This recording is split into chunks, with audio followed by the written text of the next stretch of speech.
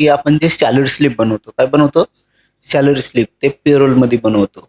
जर तुम्ही अकाउंटिंगचं काम करत असेल पुढे, पुढे चालून तुम्ही बँकिंग क्षेत्रात जा किंवा आय-टी कंपनीत किंवा बरेच कंपनी वगैरे असतात, गव्हर्नमेंटचे असतात.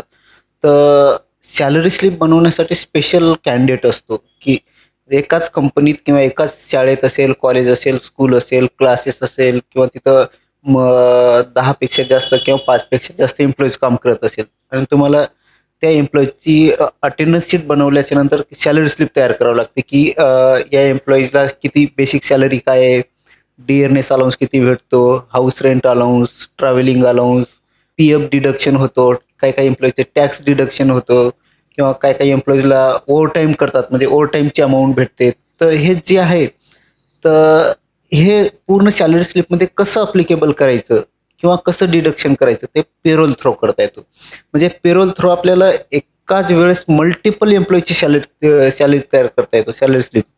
फॉर एक्झाम्पलसाठी एखादी पोस्ट असते, क्लर्कची पोस्ट असते, ॲडमिन असतो, मॅनेजर असतो, सुपरवायझर असतो किंवा टीचरची पोस्ट असते वेगवेगळे असे. तर समजा एखादे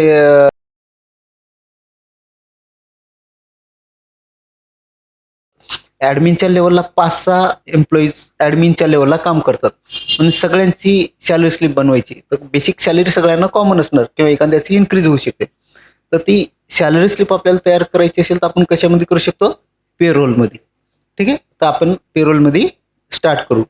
स्टार्ट करताना मी काय केलं, सर्वात पहिले टॅली ओपन केली.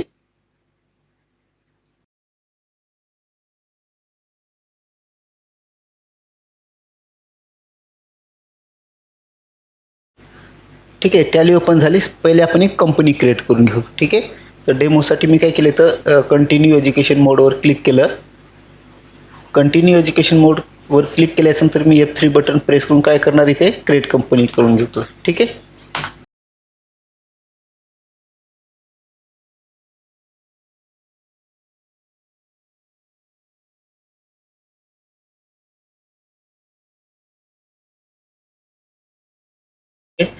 Enter enter address.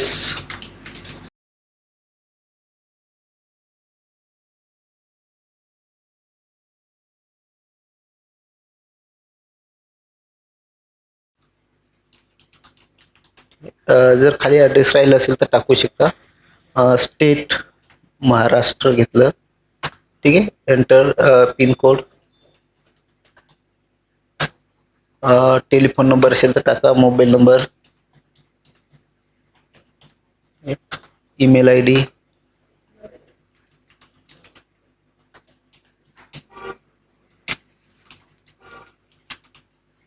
Enter enter financial year वगैरे तुम्ही फिल द्यायचं. Gateway of Tally. Gateway of टॅलीवर आल्यानंतर काय करायचं, इथे F11 प्रेस करायचं. काय करायचं? F11 प्रेस केलं. F11 प्रेस केल्याच्या नंतर येणं इथे येईल फ्युचर्स. आता या फ्युचर्समध्ये तुम्हाला पेरोल, इथं बघा पेरोल आहे, मेंटेन पेरोल, याला काय करायचं? येस करून घ्यायचं. ठीक आहे. याला काय करा? येस करा. एंटर. आणि एनेबल पेरोल याला सुद्धा काय करा? येस करून घ्या. ठीक आहे. एंटर. बाकी कंपनीची जे काही डिटेल्स असेल तुम्हाला इथे फिल करावं लागेल. ओके. जे काही रजिस्टर्ड असेल पूर्ण गोष्टी इथे तुम्हाला, जर तुमची ऑथोराइज गव्हर्नमेंट असेल तर गव्हर्नमेंट करा, प्रायव्हेट असेल तर अदरमध्ये घ्या. आलं लक्षात तुमच्या? काय केलं मी? F11 प्रेस केलं. ठीक आहे. F11 प्रेस केल्यानंतर इथं पेरोलला येस करून घ्या. ठीक आहे. पेरोलला येस केल्यानंतर सर्वात पहिले इथं बॅकला या. स्टार्टिंग कुठे जायचं? क्रिएटवर जायचं. सर्वात पहिले युनिट्स वर्क. बरोबर. युनिट्स वर्क काय केलं इथं? HRS म्हणजे आवर्स. बरोबर. Not applicable decimal 2. नंतर घेतलं MIN म्हणजे मिनिट्स. बरोबर. 2. त्याच्यानंतर बॅकस्पेस. कुठे आलो आपण? बॅकस्पेस. आणि इथं काय येणार आहे? कंपाऊंड. ठीक आहे. कंपाऊंडवर जायचं. आवर्स ऑफ किती मिनिट असतात? 60. ठीक आहे. Enter enter enter. इथे एस्केप केलं. फर्स्ट स्टेप झाल्यानंतर सेकंड स्टेप कुठे येणार आपण? Attendance production type. ठीक आहे. तर आपण इथं काय करणार, अटेंडन्स प्रोडक्शन टाईपवर जाणार, एंटर. इथं घेतलं प्रेझेंट,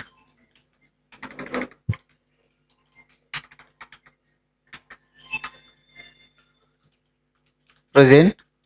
इथं काय घेणार, अटेंडन्स लिव्ह विथ पे. दुसरं घेणार absent, attendance leave without pay. काय घेणार, लिव्ह विदाउट पे. ठीक आहे. आणि नंतर घेणार ओव्हर टाईम. ओव्हर टाईम कशाच्या अंडर जाणार, production. Enter hours of 60 minutes. ठीक आहे. एस्केप केलं, एस्केप. त्याच्यानंतर यायचं पे हेड्स. कुठे यायचं, पे हेड्स. एंटर. तर इथं काय घेतलं आपण, बेसिक सॅलरी. काय घेतलं, बेसिक सॅलरी. बेसिक सॅलरी घेतली असल्यानंतर इथं काय एम्प्लॉईची कमाई एक एक्सपेन्सेस येते, कमाई. त्यामुळे इथं काय घेणार आपण, अर्निंग फॉर एम्प्लॉईज. फिक्स मिळणार आहे. एंटर. आणि इथं घेणार कंपनीच काय, मंथली खर्च आहे. त्याच्यामुळे मंथली खर्च असल्यामुळे काय केलं इथं, indirect expenses. Indirect expenses. Enter, enter, enter. आणि इथं घेणार आहे आपण ऑन अटेंडन्स. काय घ्यायचं, ऑन अटेंडन्स. एंटर. इथं घेतलं प्रेझेंट. एंटर. आणि इथं मंथली सॅलरी, मंथली होते त्याच्यामुळे इथं काय सिलेक्ट केलं आपण, मंथ. एंटर. आणि इथं काय घेणार आहे, ॲज पर कॅलेंडर पिरियड, म्हणजे कॅलेंडरनुसारच तुमचं कॅल्क्युलेशन केलं जाईल. ठीक आहे. इथं घेतलं as per calendar period. Enter, enter, enter, enter. ठीक आहे. आता हे झाल्यानंतर जेव्हा आपण जॉबला जातो तर कंपनी काय काय प्रोव्हाइड करते ते एक्सप्लेन करते. काही कंपनी घर भाडं पण देतात, काही कंपनी ट्रॅव्हलिंग चार्जेस देतात, काही कंपनी त्याच्यानंतर इन्शुरन्स काढून देतात, असे फॅसिलिटी. तर समजा इथं घेतलं आपण HRA. काय घेतलं, HRA म्हणजे हाऊस रेंट अलाउन्स. तर जर आपल्याला कंपनी घर भाडं प्रोव्हाइड करत असेल तर ते आपल्या सॅलरी स्लिपमध्ये ॲड करून देतात. ठीक आहे. तर HRAचा फुल फॉर्म काय आहे, हाऊस रेंट अलाउन्स. ठीक आहे. Enter, enter. हे पण एम्प्लॉईचं काय आहे, अर्निंग आहे. त्याच्यामुळे काय घेतलं आपण इथं, अर्निंग फॉर एम्प्लॉईज. इथं फिक्स. एंटर. आणि कंपनीचं काय आहे, मंथली खर्च आहे. त्याच्यामुळे काय घेणार इथे, indirect expenses. Enter, enter, enter, enter, enter. इथं घ्यायचं ॲज कॉम्प्युटेड व्हॅल्यू, म्हणजे जी व्हॅल्यू कंपनीने ठरवलेली आहे की तुम्हाला सॅलरी बेसवर एवढे एवढे पर्सेंटेज घरभाडं भेटेल. ठीक आहे. तर इथं काय घ्यायचं, as computed value. Enter, enter. आणि इथं घ्यायचं ऑन स्पेसिफाय फॉर्म्युला, म्हणजे जे कंपनीचं फॉर्म्युला असेल तेच तुम्हाला अप्लिकेबल होईल. एंटर. कशावर डिपेंड असेल, सगळं बेसिक सॅलरीवर. इथं काय घेतलं आपण, basic salary. Enter, enter, enter. तर समजा कंपनी घरभाडं कसं देणार, की काही कंपनी सांगतात की तुम्ही एखादी रूम रेंटनी घ्या, तर रेंटचं ॲग्रीमेंट करा, ॲग्रीमेंट आणून द्या, त्यानुसार आम्ही तुम्हाला रूम भाडं देऊ. ओके. किंवा रेंट देऊ. किंवा असं पण ठरवतात की फिक्स आम्ही तुम्हाला एवढी एवढी अमाऊंट देऊ. ठीक आहे. नाही तर असं ठरवतात की सॅलरी बेसवर मिळेल. समजा फॉर एक्झाम्पलसाठी सांगितलं की जर ज्यांना 10,000पर्यंत सॅलरी आहे त्यांना 10% घर भाडं मिळेल. ज्यांना 10 ते 15,000च्या आतमध्ये रेंज असेल त्यांना 15% मिळेल, आणि 15च्या वर किती असेल त्यांना 20% मिळेल. असे एक रेंज कंपनी ठरवू शकते. या रूल्सनुसार तुम्हाला घर भाडं दिलं जाईल. तर इथं आपण काय घेतलं, फॉर एक्झाम्पल 10,000 घेतलं अमाऊंट. जर 10,000पर्यंत असेल तर पर्सेंटेजमध्ये त्यांना 10% रेंट मिळेल. ठीक आहे. एंटर. जर 10 ते 15,000ची रेंज असेल याच्या आतमध्ये तर यांना किती घेतलं आपण, 15%. आणि 15च्या वर किती असेल तर 20. म्हणजे ॲज पर रिक्वायरमेंट त्यानुसार कंपनी तुम्हाला, कंपनीचं जे फॉर्म्युला असेल तिथं आपल्याला अप्लिकेबल करावं लागेल सॅलरी स्लिप तयार करताना. ठीक आहे. Enter, enter, enter, enter. त्याच्यानंतर DA म्हणजे डिअरनेस अलाउन्स. ठीक आहे. तर डिअरनेस अलाउन्स, महागाई भत्ता. बऱ्याच वेळेस बघा की महागाई भत्ता पण देतात ना. तर महागाई भत्ता जर तुम्हाला कंपनी अप्लिकेबल करत असेल तर ॲड करून देणार सॅलरी स्लिपमध्ये. तर हे पण काय एम्प्लॉईचं अर्निंग आहे. त्याच्यामुळे काय घेतलं इथं, earning for employees. Enter, enter. कंपनीचं काय मंथली एक्सपेन्सेस, त्याच्यामुळे काय घेतलं इथं, indirect expenses. Enter, enter, enter, enter. आणि इथं काय घेतलं, as computed value. Enter, enter. आणि इथं काय घेतलं, अनस्पेसिफाय फॉर्म्युला. एंटर. कशावर डिपेंड असणार आहे, बेसिक सॅलरीवर. Enter, enter, enter. जर कंपनीने ठरवलं की ज्यांना 10,000 सॅलरी आहे त्यांना आम्ही 3,000 रुपये, समजा फॉर एक्झाम्पल 1,000 रुपये काय करू, डिअरनेस अलाउन्स देऊ. एक डायरेक्ट व्हॅल्यू ठरवली, तर इथं काय घेतलं, व्हॅल्यू. ठीक आहे. एंटर. तर एक तर पर्सेंटेजमध्ये नाही तर व्हॅल्यूमध्ये. इथं घेतलं 1,000. ठीक आहे. ज्यांना 10 ते 15,000 असेल त्यांना 1,500 घेतलंय, आणि ज्यांना 15,000च्या वर किती असेल तर 2,000. एक असं एक रेंज बनवलं. ठीक आहे. असं एक फॉर्म्युला तयार केलं, त्या फॉर्म्युलानुसार तुम्हाला अप्लिकेबल केलं जाईल. Enter enter enter enter. नंतर घेतलं टी ए म्हणजे ट्रॅव्हलिंग अलाउन्स. टी ए म्हणजे काय? ट्रॅव्हलिंग म्हणजे बस भाडं पण भेटतो ना आपल्याला, येण्या जाण्याचे चार्जेस पण देतात. बरेच कंपनी देतात, काही देतात, काही देत नाहीये. आणि जे देतात ते सॅलरी स्लिपमध्ये ऍड करून देतात. ठीक आहे. इथं काय घेतलं, टी ए म्हणजे ट्रॅव्हलिंग अलाउन्स. एम्प्लॉईचे काय अर्निंग आहे, त्याच्यामुळे काय घेतलं इथं earning for employees.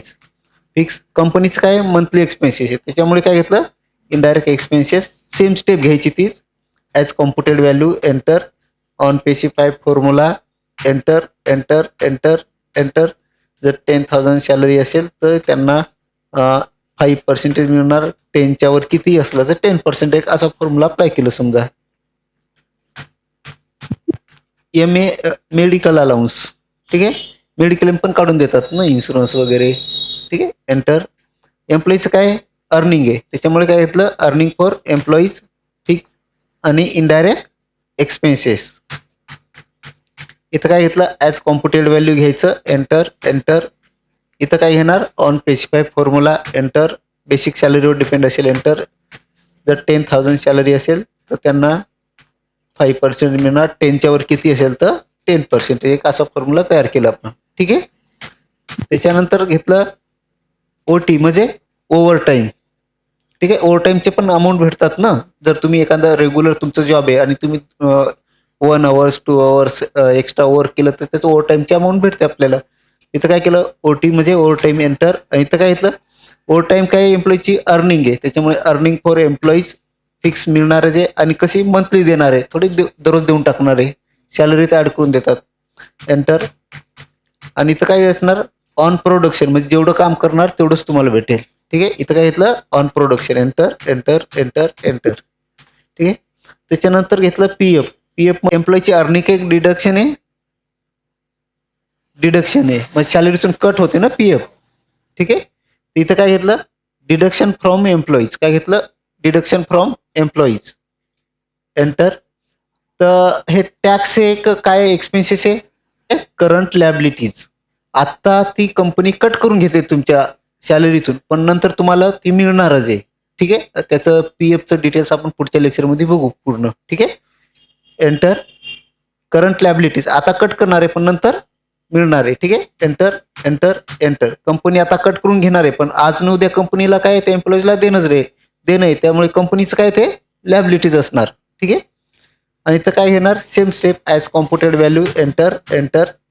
On specify formula म्हणजे ॲज पर गव्हर्नमेंट रूल्सनुसार तुमचं PF डिडक्शन करतात. इथं घेतलं समजा 10,000 सॅलरी असेल तर 5% PF डिडक्शन होणार. आणि 10च्या वर किती असेल तर त्यांचं 10% PF डिडक्शन होणार. ठीक आहे. नंतर PT घेतलं तर आपण प्रोफेशनल टॅक्स. जर तुम्हाला चांगलं पॅकेज वगैरे असेल तर PT म्हणजे काय प्रोफेशनल टॅक्स. एंटर. तर इथं काय झालं एम्प्लॉईची अर्निंग एक डिडक्शन येते. डिडक्शन तिथं काय घेणार डिडक्शन फ्रॉम एम्प्लॉईज. एंटर. इथं काय असणार आहे PT म्हणजे टॅक्समध्ये गेलं ना, तिथं काय घेणार ड्युटीज अँड टॅक्सेस. कशाच्या अंडर गेलं duties and taxes. Enter enter. Same like as computed value enter enter. On specify formula enter enter enter. As per government रूल्सनुसार तुमचं टॅक्स कट होईल. तर आपण एक डेमोसाठी इथं काय करू 10,000 असेल त्यांचं 5% कट होणार. 10च्या वर किती असेल तर 10% तुमचं टॅक्स कट होणार. ठीक आहे.